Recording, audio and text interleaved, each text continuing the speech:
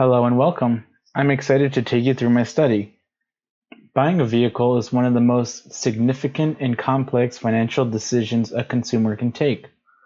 Over the next few minutes, I'll explore how consumers across various life stages navigate this intricate process, from the initial spark of motivation all the way to post purchase satisfaction.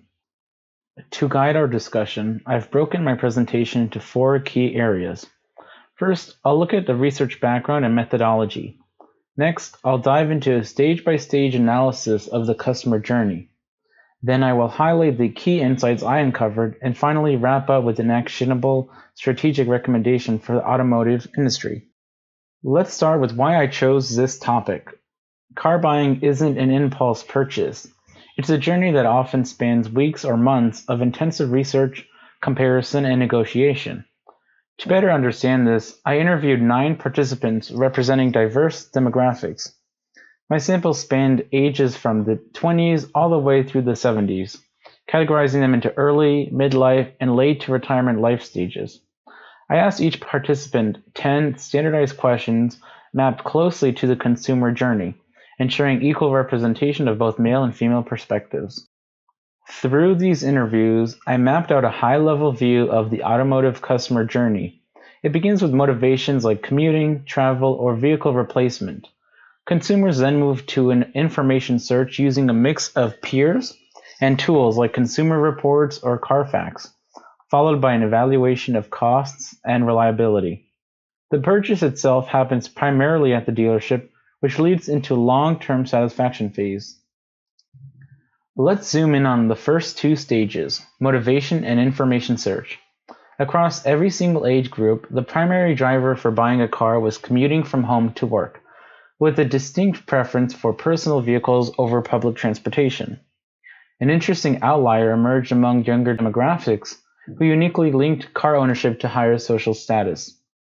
When it comes to gathering information, consumers rely heavily on internal sources like family brand history and prior personal experience. Externally, they turn to trusted friends and family first, followed by third-party platforms like Carfax or Kelley Blue Book. The key takeaway here? I found that customers who were recently involved in a collision showed a strong inclination to buy the exact same make and model, revealing a unique loyalty window. Furthermore, when it comes to credibility, trusted people, especially family, heavily outranked anonymous internet sources. Moving on to the evaluation and the actual purchase decision.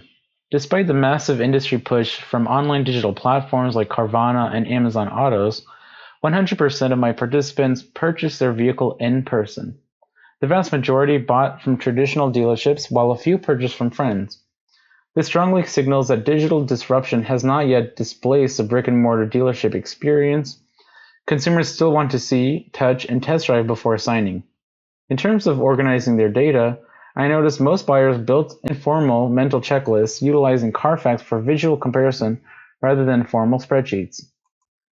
Once the keys are handed over, what keeps a customer happy? I identified 4 primary satisfaction drivers. Number 1 is low ongoing maintenance costs. This is followed closely by manufacturer support, meaning a solid warranty and reliable dealership service. Comfort, including seating, ride feel, and cabin ergonomics, ranks third, followed by ease of maneuvering in daily driving conditions. On the flip side, the major dissatisfiers or pain points post-purchase were unexpected maintenance costs and realizing the vehicle had limited haul capacity. To synthesize my findings, I arrived at 3 major insights. First, consumers are willing to start the search over. Despite the exhausting nature of the process, the majority of participants would not default to brand loyalty. They prefer to restart the full research cycle for their next purchase. Second, age does not dictate research behavior. Digital research is no longer exclusive to Gen Z or millennials. Both younger and older demographics utilized a healthy mix of online tools and word of mouth.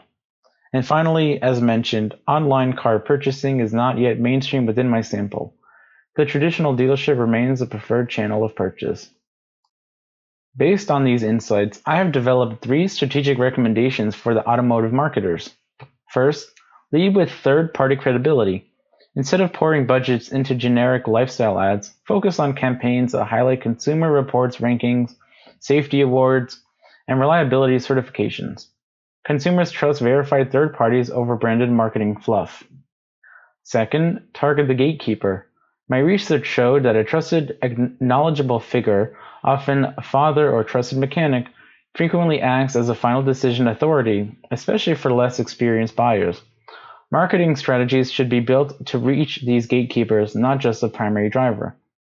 And third, I recommend building a Share Your Build feature on brand websites. This tool would allow shoppers to easily export a clean, technical spec sheet directly to their trusted expert. By bringing the gatekeeper into the sales funnel early, automakers can significantly shorten the decision cycle.